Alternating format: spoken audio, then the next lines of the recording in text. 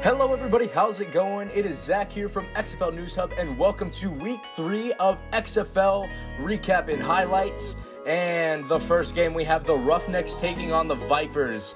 The over-under for this game was 45. Houston was favored by 8 points, and well, it was actually a bit of a surprising game. The Vipers came out strong on the offensive side. Corn Dog actually did a decent job on his first drive, and then Franks pushed it through the uprights on a 48-yard field goal attempt to give Tampa Bay the lead. But PJ Walker and Cam Phillips, they're trouble. Cam Phillips, 84-yard touchdown through the first quarter, and that is how you make your presence felt on the road.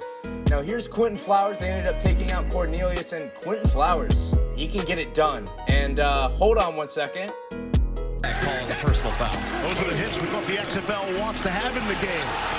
Keeping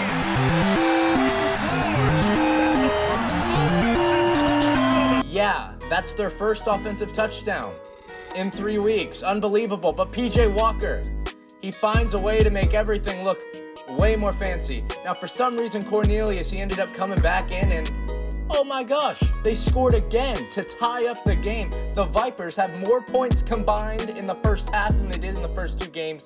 But once again, Cam Phillips and PJ Walker wanted to ruin the party as Cam Phillips goes in for his second touchdown of the game, and then right back to the Tampa Bay Vipers as they get an offensive passing touchdown. What in the world? And then Cam Phillips says, hey, you know what? It's fine. 3 touchdowns for Cam Phillips on the day. Cornelius tries to make something out of nothing on this 4th and goal, and then they get one last chance. Got a throw here, 2nd and 13. Cornelius intercepted. Picked off. Tampa, at this point, your only hope is starting Quentin Flowers. Let's move on to Dallas at Seattle. Both teams were trying to increase their record to 2-1 on the young season. Seattle would score first. I want y'all to check out this play by Brandon Silvers. Stays in the pocket, fires this ball to Austin Prohl. That's what you call reservations for 6 as Seattle gets on the board first. And Landry Jones and the Renegades would answer late in the first quarter to knot this one up at 6 apiece. Going into the second quarter, Landry Jones, as you can see here, the improv double forward pass that saved the drive. But just 2 minutes later, still trying to work out the kinks, he fires this ball in, gets tipped, intercepted. And you know what they have in Seattle? They have the turnover mask. Why don't we bring it out? Come on, man. You got the turnover. Put on the mask. We want to see it at home. Yeah, there we go. Mask on. Mask on.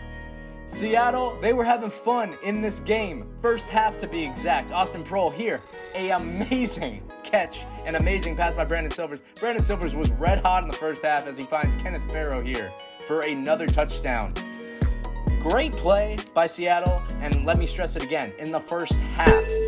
I mean, their defense and offense, they were doing everything right in the first half.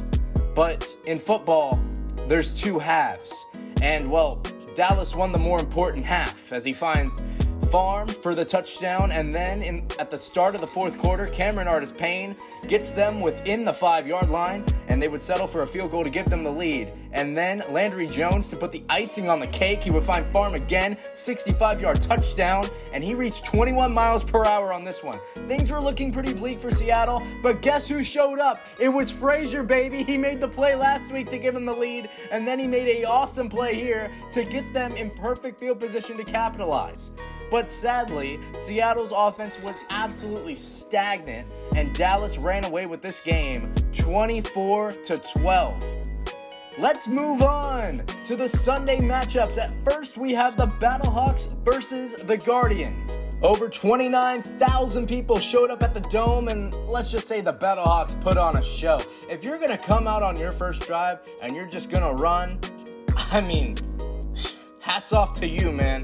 I mean, look, Christine Michael, he ends up punching this one in. Beautiful run, but Matt Jones set that whole thing up. That's my personal opinion. I mean, hey, I had him in DraftKings this week. To the Guardians, they couldn't get anything done. Darius Victor still remains one of my favorite halfbacks, and well, on that drive, they ended up getting a field goal, but St. Louis, they still wanted to put on a show for the fans. Let's see it. And they're going to turn it around. with room on the near side. And for the first time, they get creative. And the BattleHawks have the sideline. And a kickoff return for Joe Powell to the end zone. All I can say is wow. Block punt alert. Block punt alert. Y'all thought I wasn't going to say it. We have another blocked punt. We're only 3 weeks into the XFL, baby. X stands for extreme. Matt Jones ends up bulldozing it in at the end of the second half. And this game was just all BattleHawks. I felt like I had to put some plays in here from the Guardians just so then that way it would be a little bit fair. But they looked worse than the Tampa Bay Vipers. And I don't use that insult lightly. I mean, this was atrocious. You put in Luis Perez and he finally gets your first touchdown pass. But St. Louis, they come out on top 29-9. And then finally, the last game, it was DC at LA. I'm going to be real with y'all. I've been trying to record the voiceover for this for the past 5 minutes. And I keep running out of things to say because I don't know. I don't know what I just watched. This is not what I expected. I expected DC to come in here and get their third win.